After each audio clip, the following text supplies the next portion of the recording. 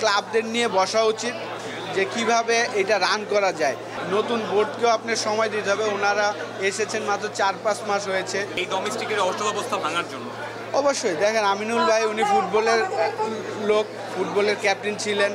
এখন যেহেতু উনি ক্রীড়া উপমন্ত্রী হয়েছেন, অবশ্যই উনি সকল স্পোর্টস, এমন না যে শুধু ক্রিকেটের সমস্যা হচ্ছে। আপনি যদি দেখেন প্রত্যেকটা স্পোর্টসেই কিন্তু ক্লাব খেলাগুলো হয় না। আপনি যদি হকিতে যা চিন্তা করেন, হকিরও কিন্তু 3-4 বছর হচ্ছে খেলা হয় না।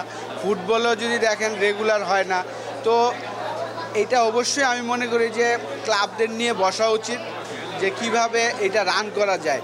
এটাও সত্যি কথা যে আসলে ক্লাবদেরও এই প্রেশারটা নেওয়াটা কিন্তু ডিফিকাল্ট। প্রত্যেক বছর সবগুলা ফেডারেশনের খেলা সব স্পোর্ট যদি চালু রাখতে হয়, আপনাকে কিন্তু ডিফারেন্ট রোল মডেল চিন্তা করতে হবে।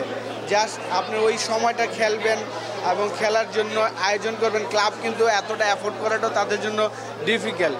তো এটা অবশ্যই ক্রীড়ামন্ত্রী আমিনুল ভাই এটা সকল ফেডারেশনের সাথে বসে আমার মনে হয় যে কীভাবে সুন্দর মতন রান করা যায়, যে ক্লাবের জন্য ওয়েট না করে যেন ফেডারেশন 6টা মাস ক্রিকেট খেলতে পারে। লাইক আমি মনে করি যে আমাদের ক্রিকেট বোর্ড যে 8টা ডিভিশন আছে আমাদের, তাদের নিয়ে যদি 4 day match, 1 day match, T20 এই ফরম্যাটগুলো চালু করে, যে তাদের আন্ডারে সব কিছু হবে, তাদের আন্ডারে আন্ডার-19, আন্ডার-17, 16, 13 এইভাবে যদি আপনি করতে পারেন, তখন কিন্তু ক্লাব যদি না খেলতে চায় তখন কিন্তু আপনি প্লেয়াররা অ্যাটলিস্ট খেলার মাঠে থাকবে।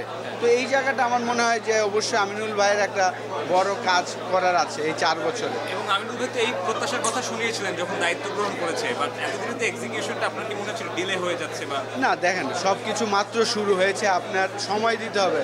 নতুন বোর্ডকেও আপনার সময় দিতে হবে। ওনারা এসেছেন মাত্র 4-5 মাস হয়েছে, এক একটার পর এক একটা ঝামেলা যাচ্ছে। তো আমার মনে হয় যে সবাইকে সময় দিতে হবে এবং সবার সৎ চিন্তা থাকতে হবে এবং সবাই যেন উইনিং সিচুয়েশনে থাকে। শুধু ক্লাবরা এসে টিম করবেন, ওই 1.5 মাস খেলবেন, ওনাদের জন্য পুরো 12 মাস খেলার সিস্টেমটা থাকে, যেটা বাইরের দেশে হয়, ওইভাবে চালু করতে হবে। একদম শেষ প্রশ্ন, বিশ্বকাপ কোয়ালিফায়ার নিয়ে একটা প্রশ্ন আছে, ডু ইউ থিঙ্ক সেটা এখনো ভ্যালিড, বা আপনি কি এই টিমকে দেখে কনফিডেন্ট যে কোয়ালিফায়ারের বাধাটা আমাদের আসলে খুব একটা বড় বাধা না?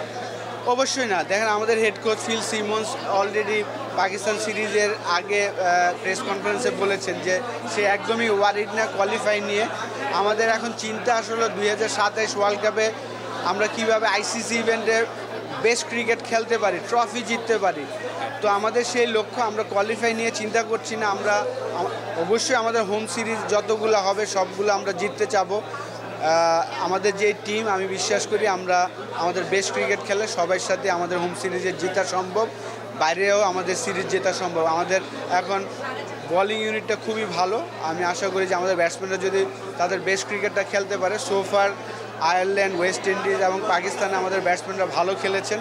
সামনের সিরিজগুলোতেও যদি ব্যাটসম্যানরা ভালো করে, অবশ্যই আমি মনে করি আমাদের কোয়ালিফাই নিয়ে আমরা চিন্তা করার কিছু নাই। ওকে, থ্যাঙ্কস আ লট।